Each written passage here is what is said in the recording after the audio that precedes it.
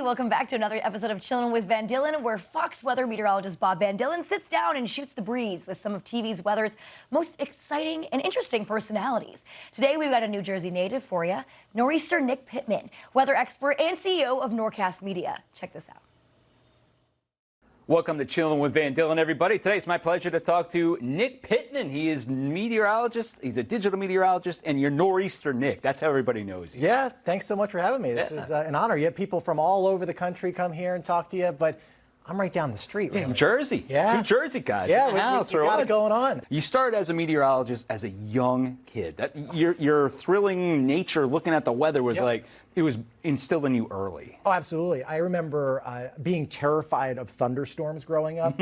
And when we had severe weather in the forecast, I would literally hide under my bed up until 2 weeks ago because I didn't understand what made Mother Nature tick, right? And just like everything else in life, when you understand why something is happening, it doesn't become scary anymore. Right. So I begged my grandmother to buy me meteorology books. I taught myself about the cloud formations and just all this stuff going on.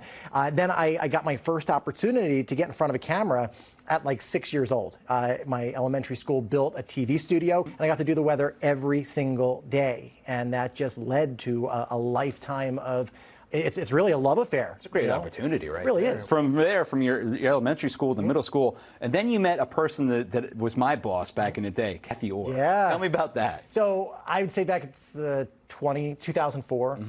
She had what was called the Kidcaster competition. Try saying that 3 times fast. Right. But local kids would go out to the malls. She would have this audition. They had a script and a weather map, and you were supposed to stand there and read the script. And I said, you know what, let's go for it. They were doing like 20 area malls when malls were popular. Right. We go to the Hamilton, and my grandmother takes me. I stand there, and the producer's like, all right, pointing to the script, read here, do this. I'm like, well, I've done this, so I'm just going to do my own thing. And I'll never forget just going off on that day's forecast. No script? No script. Just off the cuff? Yes. You knew it was going to happen? Yes. And then they look at me and they're like, how did you know that? And I was like, I don't know, just lucky guess. Never expecting to ever hear back from them ever. Right. And then within a few days, my grandmother gets a call and she's like, it's Kathy Orr. I'm like, what, really? So I won the contest. That's awesome. They brought me into Philly. I got to meet her. I got to meet Tom LeMaine, who was a legend in Philly for a long time. And just seeing the lights and the glamour of TV, like I always knew I wanted a career in meteorology, but I think that was the moment that kind of solidified it for me that I wanted to get into broadcast. So I got to back up a little bit. I was given away as a toddler. Right. So my grandmother took me in. She taught me everything I needed to know. Then when I was 10, she was diagnosed with Alzheimer's. I took care of her as long as I could.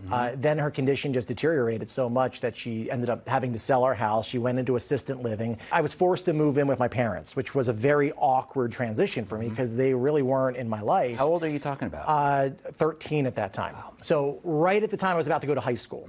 So I left Brigantine in the dust. It was behind me. I never thought I would get the opportunity to do weather again. Right. I'm sitting there in homeroom, transfer student. I know nobody. Nobody knows you. Right. New kid. And I hear on the morning announcements, hey, there's auditions for the TV program, which they just built that year. Like, what are the chances? That's perfect. I go down. The teacher is actually a former producer for Channel 6 in Philly. Okay. So he was running his classroom like a TV studio. Like he was a news director? Right, exactly. So I audition. I show him my stuff from elementary school. He gives me the job, and then all 4 years of high school, I did that. When I was a junior, he came to me, Mr. Josie, well, Dr. Josie now, and Mr. Joseph. So they were the two behind the scenes. He said, hey, there's this job opening in Atlantic City at the NBC affiliate. This is you're still in high school. Yes. And I'm like, what? You guys are so crazy. So they convinced me to put together a demo reel. I send it out. Again, just like with the whole Kidcaster thing, not expecting to hear back. I'm driving one day, my phone rings. I'm a classic millennial. I do not answer my phone, so I just let it go to voicemail, right? That's right, yeah. Well, it's Dan Skeldon from NBC 40, and I had met him several years before that when I invited him into my school, so he remembered me, and he's actually the one that named me Nor'easter Nick 20-something years ago. So he says, we want to have you come in for an audition. I go, and they hired me on the spot. So here I am, a junior in high school. On the weekends, I wouldn't party or anything. Right. I was just a geeky kid. I wanted to go do weather. Wow. But then eventually, we started another station locally.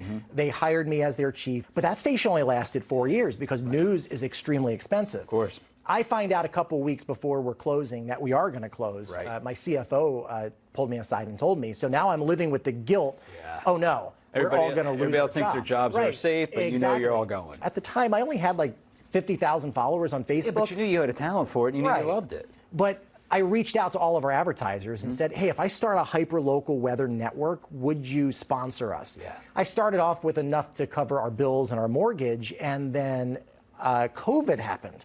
And at this moment, I'm like, oh my God, we are going to go bankrupt, right?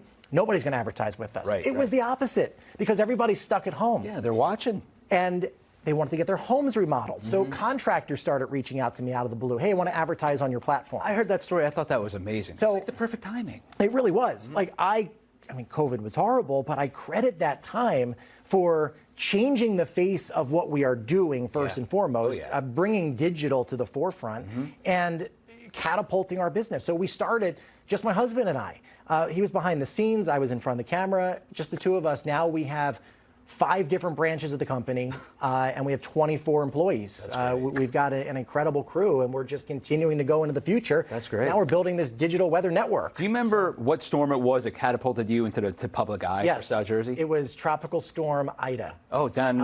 It came through Delmarva, basically up the Chesapeake, and we were on the dirty side of it. That's right. I remember that morning very clearly. I was down in Ocean City. I had an event. Looking up at the sky, it was 85 degrees. Oh, I remember. Yep. Bright blue skies, and you could just see the wind shear. Yeah. The clouds are going in all different directions. And Right.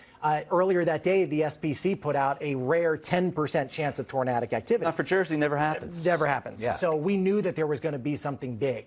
That night, I get a call. I see tornado warnings go into effect. I jump on live. Right. And that was my marquee moment. I had people calling in telling me that there's a wedge tornado going down 55. And you're like, oh my God, what? There's no way. Right. It looked like something out of Oklahoma. So I'm like, all right, yeah, whatever. Normally in Jersey, we get these EF0s, EF1s, especially with a tropical system. You know, like EF3, that's unheard of. So I'm on. We have like 30,000 people watching us live. I'm under the tornado By the way, warning. that's a ton for South Jersey. Yeah, it really is. I had to make the determination: do I get the safety, or do I stay on and walk these people through? Was your house in the air cone? It was. But I was able to zoom in on velocity, and I You could see where the couplet was.